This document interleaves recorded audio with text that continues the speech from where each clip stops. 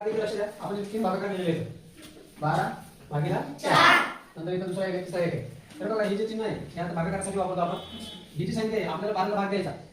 तर 12 ला एक नाव आहे, कुणाला माहिती आहे काय म्हणतात 12 ला? ज्याला भाग देतो त्या संख्येला काय म्हणतात? आता 12 संख्येला आपण भाग देले आहे का माहिती कुणाला?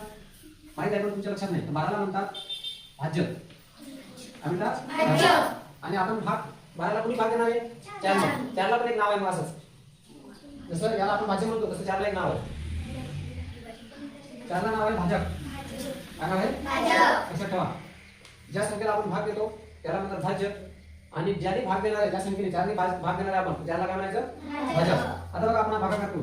ते 4 ने आपल्याला 12 ला भाग द्यायचा. तर पहिले आपण 1 ला देतो. 1 4 पेक्षा त्याचे लहान आहे. तर मग आपण आता काय करू? डायरेक्ट दोघांचा विचार करून भाग देऊ. भागाकार तुम्हाला माहिती असला पाहिजे. 4 3 12. तर 12 मधून आता 12 जर काढले तर खाली उत्तर येतं 0. तर खाली उत्तर येतं याला नाव आहे काय नाव आहे? बाकी. आणि वरचं जे उत्तर येतं सगळ्यात वरचं याला म्हणतात भागाकार. काय म्हणतात? म्हणजे 12 ला जर 4 ने भागला तर भागाकार किती आला? 3. हे असं नाव तुम्हाला माहिती पाहिजे.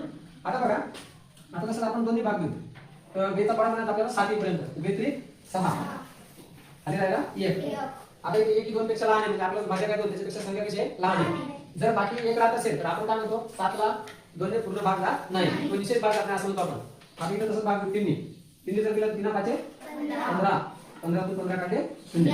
तर हे आता बाकी. आता बघा जो भागाकार केल्यानंतर आणि लक्ष द्या कोणता पण भागाकार केल्यानंतर बाकी जर 0 राहत असेल तर हा जो भाजक आहे जो भाजक आहे 4 त्याला या भाज्याचा विभाजक म्हणतात. काय म्हणतात? विभाजक. म्हणजे आपण आता विभाजक कशाला म्हणतात ते शिकत आहे. काय शिकत आहे? विभाजक कशाला म्हणतात. तर बघा 4 हा 12 चा विभाजक आहे. काय? कशावर बघला आपण हे? बाकीवरून. म्हणजे जेव्हा निषेध भाग जातो किंवा पूर्ण भाग जातो शब्द लक्षात ठेवा. निषेध भाग झाले किंवा पूर्ण भाग झाले त्याला म्हणतात भागा. म्हणजे जो भाजक आहे त्याला विभाजक म्हणायचं. काय म्हणायचं? विभाजक. आता इथे बघा एक बाकी आहे म्हणजे इथे पूर्ण भाग जातो का? नाही. मग इथं 2 हा 7 चा विभाजक आहे का नाही? नाही. जर बाकी 0 असेल तरच या 2 ला 7 चा काय म्हणायचं? विभाजक.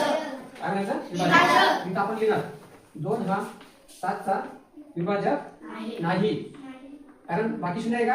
नाही. पण पूर्ण भाग जात असेल तेव्हाच म्हणायचं विभाजक आहे. आता इथं 15 ला किती कसा भाग जातो? पूर्ण भाग जातो. कशावर ओळखला आपण? बाकी जर 0 असेल तर समजून घ्यायचं की जो आत्मधीत संख्या आहे म्हणजे भाज्य आहे तिला भाज्याने पूर्ण भाग जातो. आता इथं 15 चा 3 कोण आहे? विभाजक. काय नाव? विभाजक म्हणायचं त्याला. तर 3 हा 15 चा विभाजक आहे. विभाजक आहे का नाही कशावर ओळखतो आपण? बाकीवरून. म्हणजे पूर्ण भाग जात असेल तर तो विभाजक असतो, जात नसेल तर विभाजक नाही.